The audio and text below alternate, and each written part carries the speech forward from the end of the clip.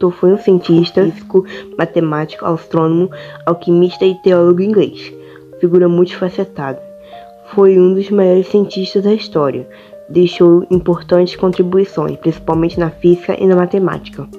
Seu método rigoroso de investigação experimental associado a uma precisa descrição matemática tornou-se um modelo de metodologia de investigação para as ciências. Famoso por sua lei da gravitação universal, enunciou ainda as leis do movimento, descreveu os fenômenos ópticos, cor dos corpos, natureza da luz, decomposição da luz. Desenvolveu o cálculo diferencial e integral, importante ferramenta matemática utilizada em diversas áreas do saber. Foi ainda o primeiro a construir um telescópio de reflexão em 1668.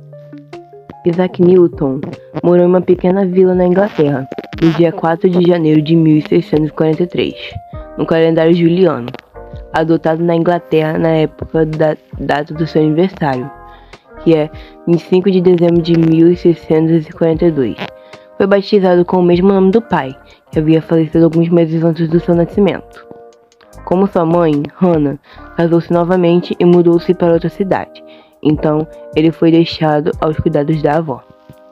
Quando seu padrasto faleceu, ele voltou a morar com a mãe e foi incentivado a cuidar das terras da família. Contudo, não demonstrou nenhuma aptidão para a tarefa. Em 1661, ele ingressou em um colégio chamado Cambridge, embora o currículo em Cambridge fosse baseado na filosofia de Aristóteles. Newton se dedicou ao estudo de diversos autores ligados à filosofia mecânica. Leu o livro Diálogo de Galileu Galilei. As obras de filosofia de René Descartes. Estudou as leis de Kepler sobre o sistema planetário e muitos outros autores. Formou-se bacharel em Humanidades em 1665. Neste mesmo ano, a Inglaterra foi devastada pela peste e vários estabelecimentos foram fechados, inclusive a Universidade em Cambridge. Assim, Newton foi obrigado a retornar para sua casa na fazenda. Nesse período de isolamento, teve a oportunidade de buscar soluções para todos os questionamentos que havia começado a fazer a partir dos seus estudos em Cambridge. Nessa época, desenvolveu o método das séries infinitas, binômio de Newton, e a base do cálculo diferencial e integral.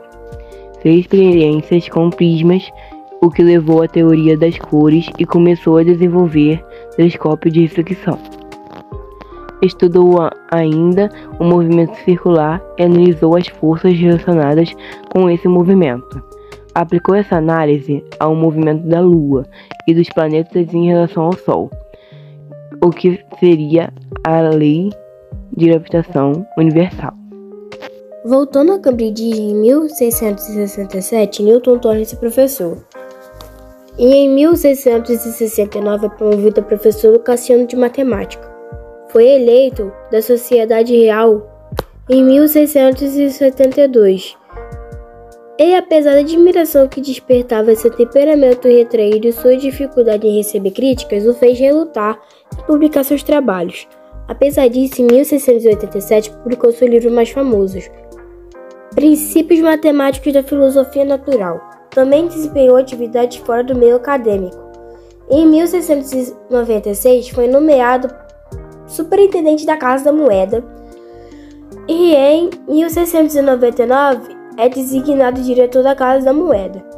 Em 1703, Newton é eleito presidente da Sociedade Real, acumulando a presidência com a função de diretor da Casa da Moeda. Publicou o Pictes em 1704, que alcançou um grande público graças à linguagem mais acessível. Em 1705, é sagrado cavaleiro pela rainha Ana, passando a ser chamado de Sir Isaac Newton. Faleceu em Londres no dia 31 de março de 1727 devido a problema renal. Sua obra que merece destaque é Princípios Matemáticos da Filosofia Natural, publicada em 1687, também conhecida como Principia. É considerado uma das mais importantes obras científicas. Nessa obra, Newton descreve, dentre outros assuntos, física, matemática, astronomia e mecânica. Diz a lenda que Isaac Newton formulou a lei da gravitação universal ao ver uma maçã cair da árvore. Newton participou da disputa mais célebre da história da ciência com o matemático alemão Gottfried Leibniz pela criação do cálculo diferencial integral.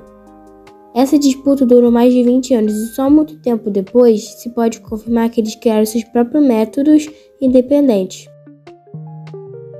Olá, meus amigos. Então, vamos para fórmulas das leis de Newton em forças. A primeira lei não temos fórmulas. Na segunda temos F igual multiplica A. Então, F igual a força M, massa sempre em quilogramas, A, aceleração e a unidade é Newton. Bom, a força peso é o vetor que busca a força para baixo. A fórmula P igual a M múltiplica G, onde P, força peso, M, massa sempre em quilograma, G, aceleração da gravidade e unidade também é Newton.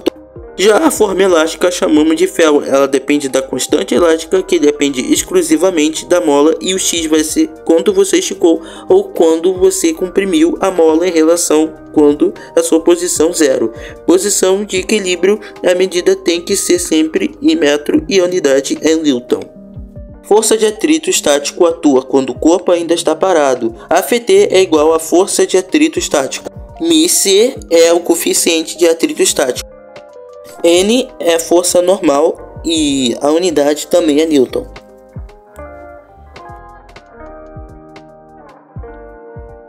E quando o corpo já está em movimento, chamamos de atrito cinético. ΦTc é igual a mcn. ΦTc, força de atrito cinético, mc é o coeficiente de atrito cinético, n igual a força normal e a unidade continua sendo Newton. Bom, assim terminamos o estudo conhecendo um pouco mais além do professor nos ensinou. Bom dia, hoje estou aqui para apresentar as 3 leis de Isaac Newton. As leis de Newton são os princípios fundamentais usados para analisar o movimento dos corpos. Juntas, elas formam a base da fundamentação da mecânica clássica. As 3 leis de Newton foram publicadas pela primeira vez em 1684 por Isaac Newton, de 1643 a 1727, na obra de 3 volumes Princípios Matemáticos da Filosofia Natural.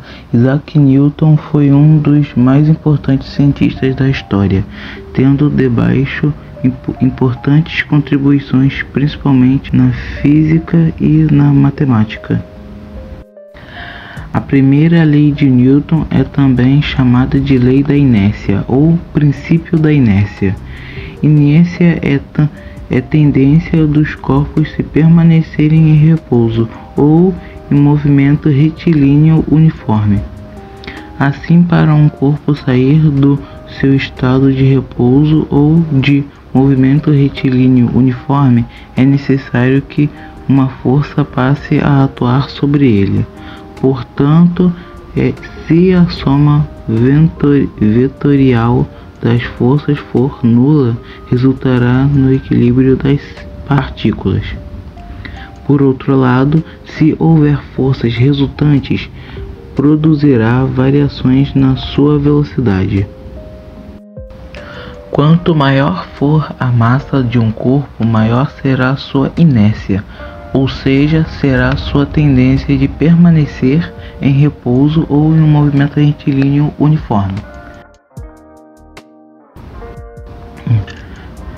A seta acima das letras na fórmula representa que as grandezas, força e aceleração são vetores.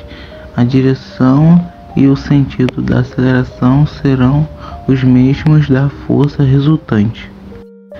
Força resultante igual massa vezes aceleração, onde força resultante, onde vemos Fr igual a resultante das forças que agem sobre o corpo, massa massa do corpo e a aceleração.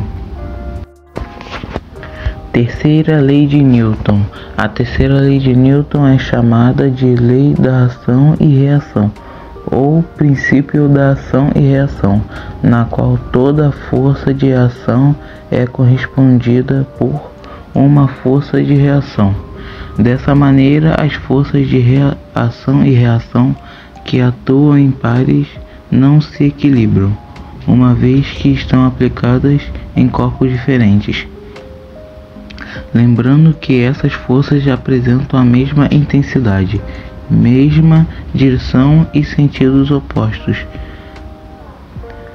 Para exemplificar, pensamos em dois planadores parados um de frente para o outro.